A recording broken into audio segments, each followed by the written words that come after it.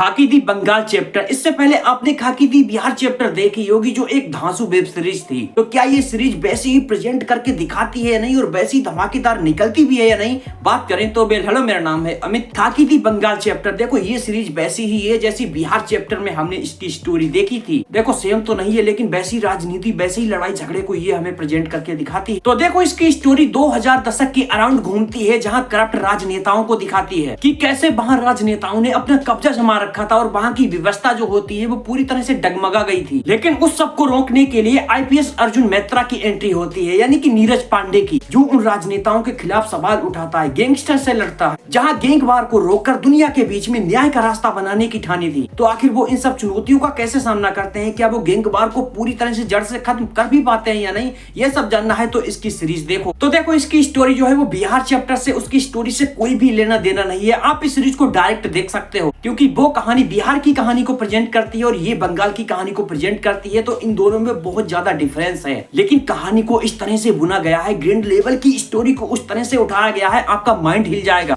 आपने इससे पहले कभी सोचा नहीं होगा कि बंगाल में ऐसा कुछ हुआ रहा होगा। जो ये सीरीज हमारे सामने पूरी तरह से दिखाती है, हमारे सामने हर चीज को रखती है। तो इस सीरीज को हम मिस नहीं कर सकते, क्योंकि ये सीरीज ऐसी है जो आपको मिर्जापुर और गैंग ऑफ वासीपुर सीरीज जैसी की याद दिला सकती है। लेकिन इस सीरीज को अगर बिहार चैप्टर से कंपेयर किया जाए तो बिहार चैप्टर बहुत अच्छी है इस सीरीज से, और उस सीरीज की स्टोरी टॉप लेवल की थी। लेकिन इस सीरीज की स्टोरी उसको देखते हुए थोड़ी डाउन सी है। तो इस सीरीज के अंदर आपको कुछ अलग हटके देखने को मिलेगा। नीरज पांडे ने इस मूवी के अंदर झंडे गाड़ दिए, क्योंकि इससे पहले वो सिकंदर का मुकद्दर मूवी के अंदर काम कर चुके हैं, औरों में कहां दम था उसके अंदर काम कर चुके हैं, जो एक अजय देवगन की मूवी थी। लेकिन ऐसा लगता है कि इस सीरीज के अंदर उन्होंने पूरी स्टोरी को अपने सर पे उठा के लेके चले। तो अगर आपको आईपीएस, गैंगस्टर और राजनेता के बीच की लड़ाई को देखना है तो इस सीरीज को आप मिस नहीं कर सकते। ये एक बेस्ट सीरीज है, तो जाओ इस सीरीज को देखो। नेटफ्लिक्स पर अवेलेबल है। मेरी तरफ से इस सीरीज को 3.5 आउट ऑफ 5 स्टार। बाय।